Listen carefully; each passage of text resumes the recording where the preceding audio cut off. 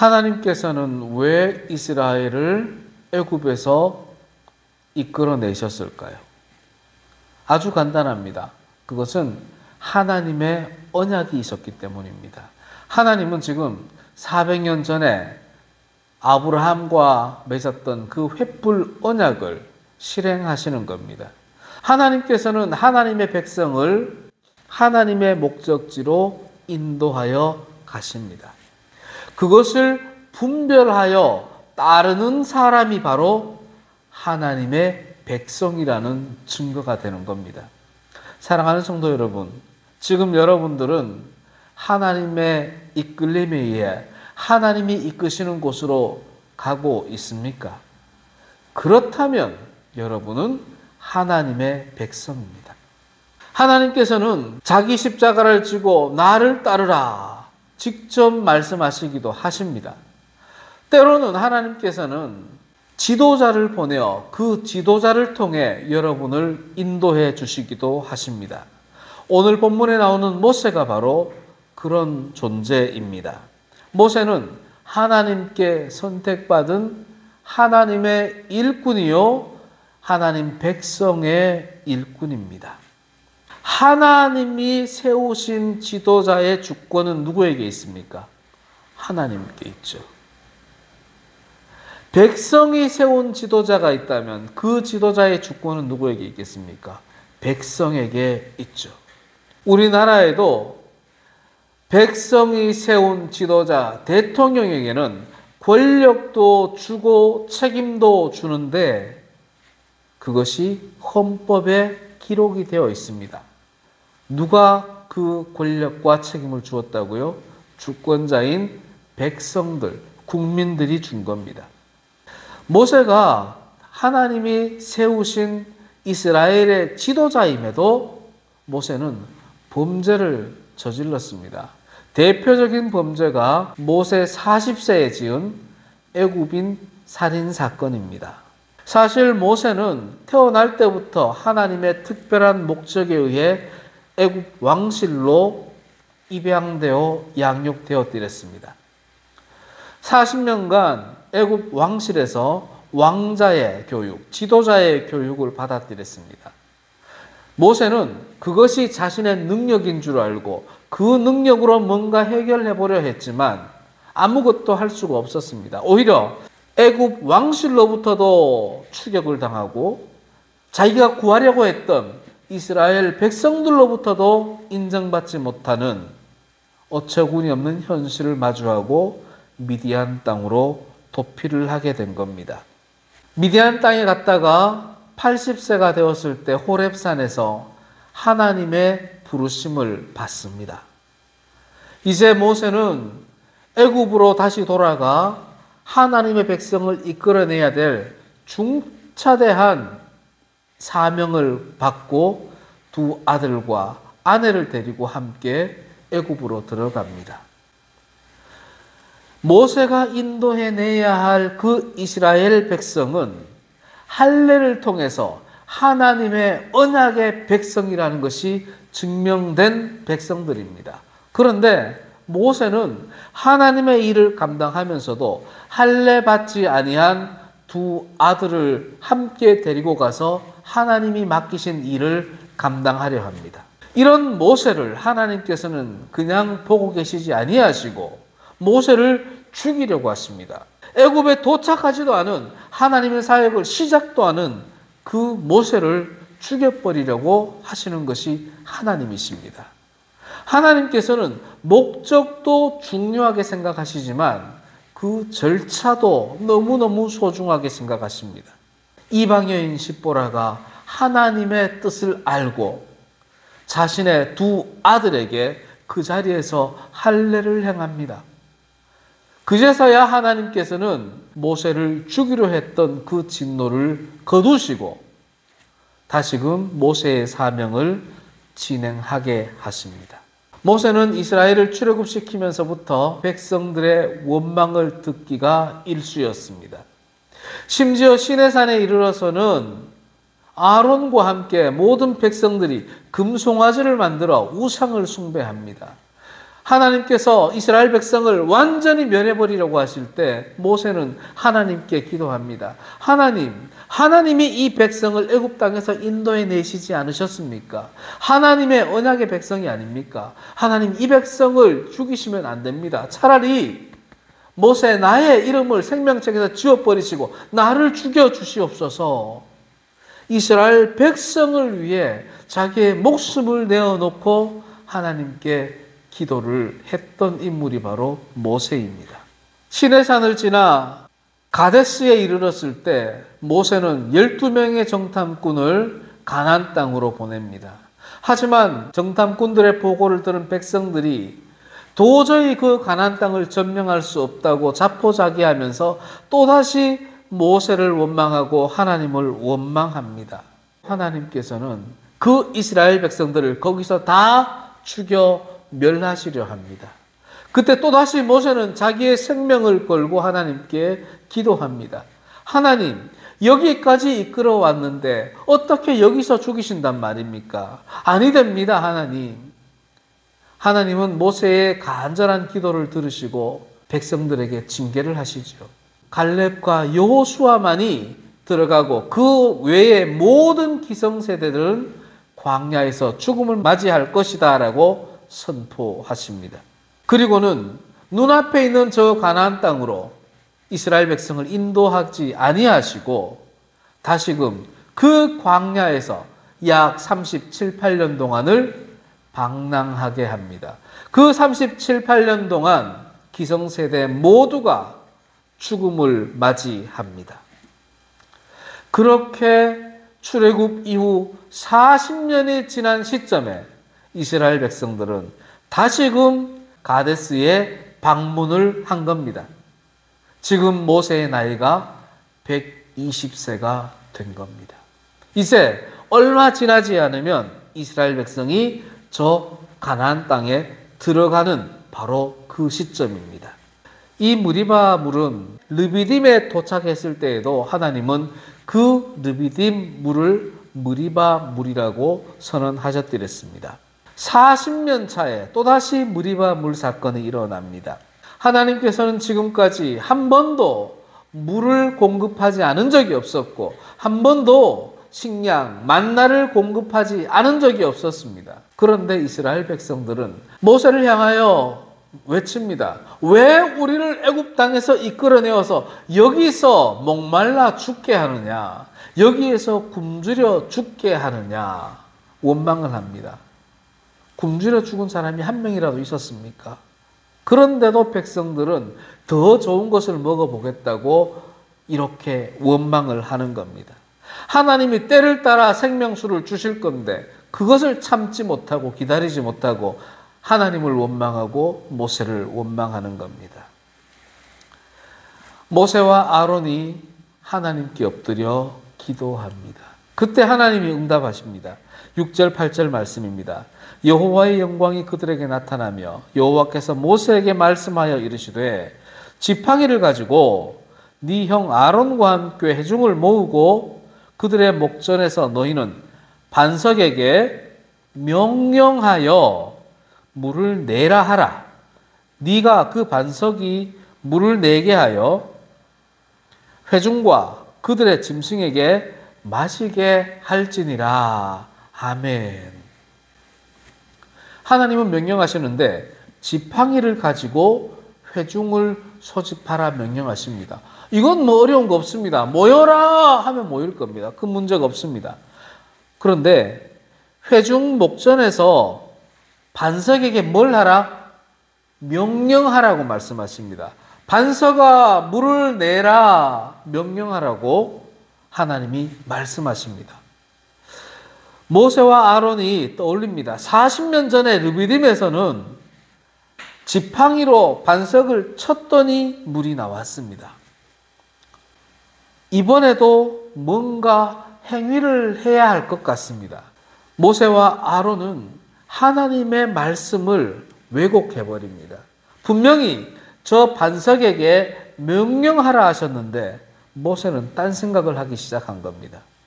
10절입니다. 모세와 아론이 회중을 반석 앞에 모으고 모세가 그들에게 이르되 반역한 너희여 들으라.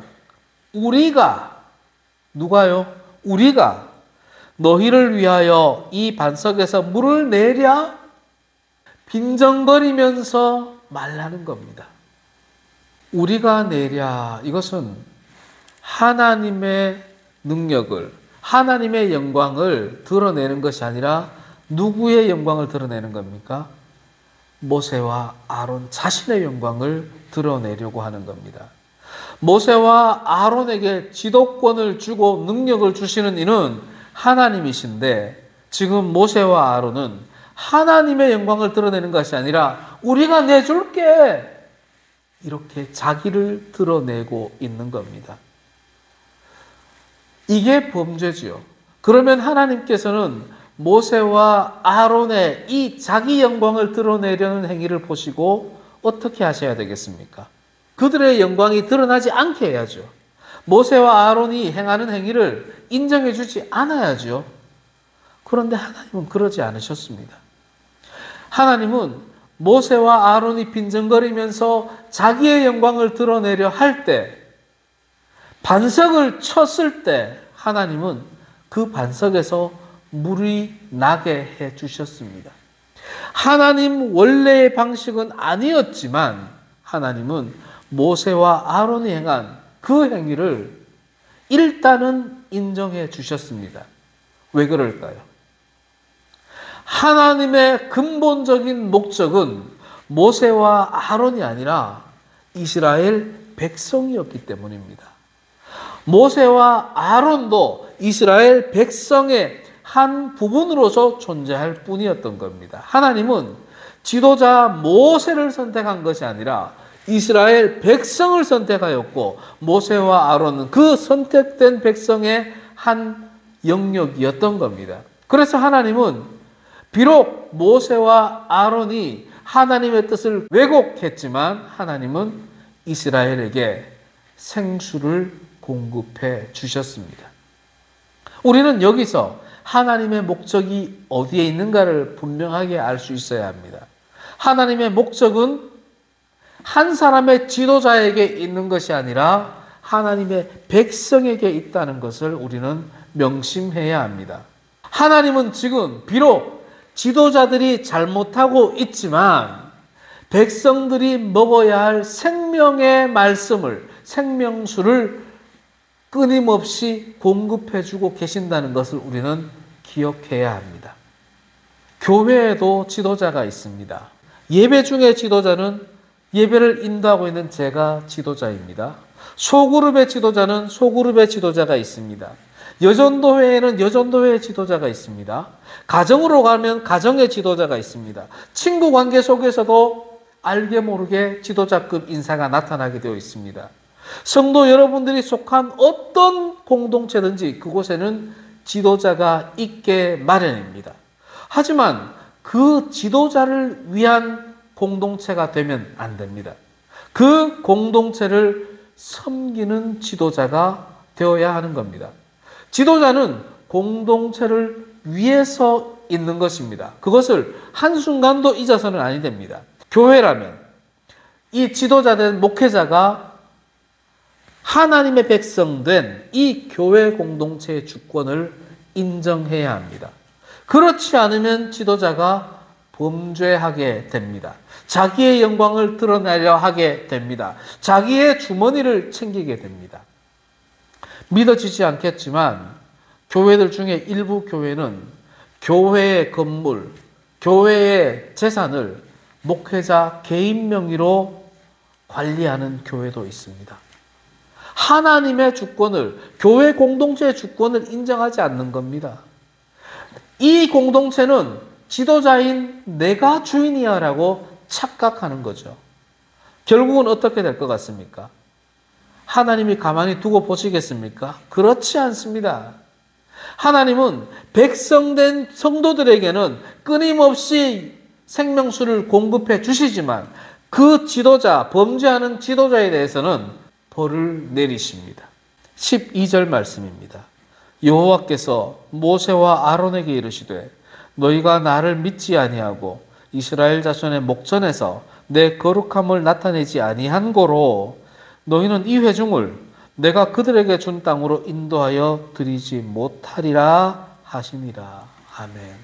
37년 전에 가데스 땅에서 12정탐꾼을 보내고 나서 징계를 받을 때, 그때에도 모세와 아론에 대해서는 가나안 땅으로 들어가지 못하리라고 선언하지 않으셨습니다. 끝까지 인도하는 권한을 주셨더랬습니다. 그런데 오늘 이 가데스에서 무리바 물 사건으로 인하여서 모세와 아론은 하나님의 언약의 땅 가나안 땅으로 들어가지 못하는 결과를 선언받게 됩니다. 물론 그렇다고 해서 구원받지 못한다 그런 의미가 아닙니다. 그것은 하나님의 별개의 뜻으로 진행이 됩니다. 하지만 출애굽할 때부터 이스라엘 백성을 가나안 땅으로 들어가게 하기로 하셨던 하나님의 그 약속이 모세와 아론의 범죄로 인하여서 중단된 것을 의미합니다. 결국 어떻게 되었을까요? 넉 달 정도 후에 아론은 호르산에서 죽음을 맞이합니다. 그리고 또 얼마 있다가 저 가나안 땅이 보이는 느보산에서 모세가 죽음을 맞이하고 가나안 땅으로 들어가지를 못합니다. 사랑하는 성도 여러분, 하나님이 지도자를 세울 때는 특별한 목적이 있습니다. 그 지도자를 구원하기 위함이 아니라 하나님이 선택한 백성을 구원하기 위해 지도자를 세웁니다. 어디에서 알 수 있다고요? 성경 말씀을 통해 알 수가 있는 겁니다. 이 땅에 세워진 많은 지도자들이 있습니다. 그 지도자들은 헌법을 통해서 그 지도자의 권한과 책임을 알 수가 있습니다. 지난 2주 동안 우리나라에 큰 사건이 있었죠. 비상계엄이 선포되고 어제는 대통령 탄핵 소추안이 국회에서 가결이 되었습니다. 이제 헌법재판소에서 탄핵 심판만이 남았습니다.